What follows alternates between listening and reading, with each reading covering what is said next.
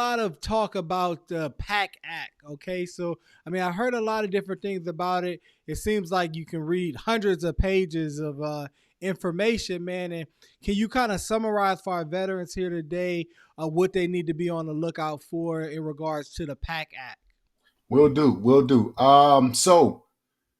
This law in particular, it was signed by the Biden administration that came into law August 10th, 2022.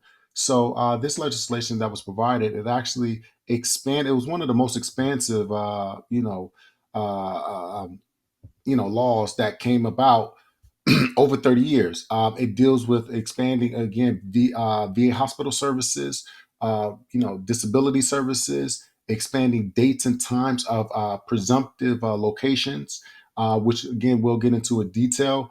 But this ultimately was a huge shift in how veterans have the availability to claim certain conditions if you was in a certain place, time, and had a certain circumstance happen to you, based on in presumptive nature.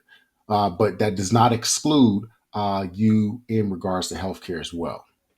Absolutely, no, that's great. That's great. So because at first, I guess with those conditions, they were seeing a lot of people coming from those different areas, right? That were Mhm. deployed in different places, have a lot of similar claims. So I guess what they're doing now is just kind of regulating and saying, hey, if you served here during a certain time period, you'll have pretty much like an automatic approval.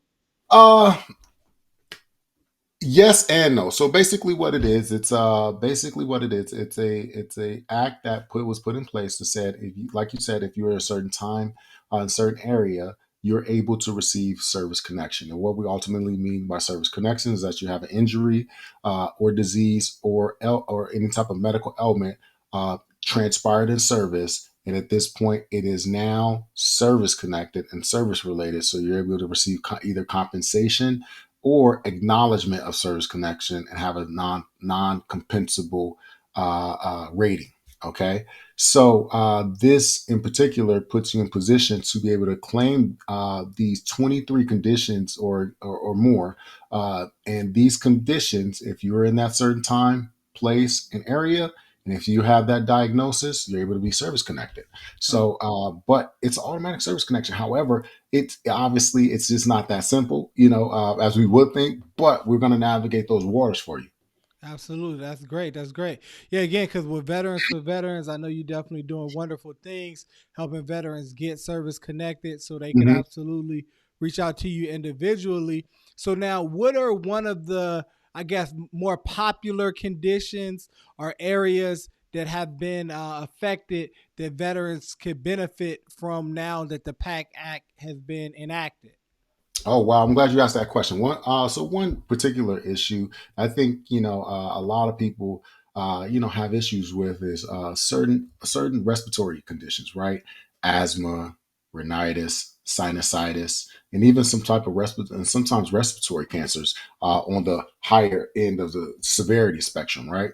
But those conditions, let's say you could particularly been in having an issue where you were, had duty, burning trash or something of that nature while in service, or anything could have been about any of your military duties, and you were exposed to that, where you could have been in Afghanistan, Bahrain, Djibouti, Africa, Cambodia, a lot of different places, and now you have those conditions. So by being able to breathe in those particulates and toxins, obviously we can know that could be a possibility of the onset. But again, the determinant factor would be the place, time, circumstance, and diagnosis. No, Kenneth, man, that was some great information about the PAC Act. And that's really why people need to really just kind of stay in tune with doing their research and really plugging into companies like Veterans for Veterans, right? And if you're Yeah. here, you should be plugging in the Veterans for Veterans, man. So can you let them know a little bit about your services and how they can get a hold of you to get some more information about seeing if they actually qualify for some of those new conditions under the PAC Act? Oh yeah, most definitely. So one, you can actually reach out. You can reach out, request a consultation through our website at vetsforvetsconsulting.com, where we'll be able to reach out to you just to go ahead and set up an initial consultation, see how we can be able to serve you or better serve you in any type of direction.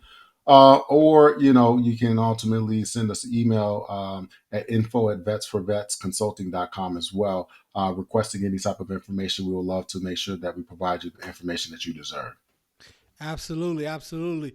Website and also the Instagram page is linked below.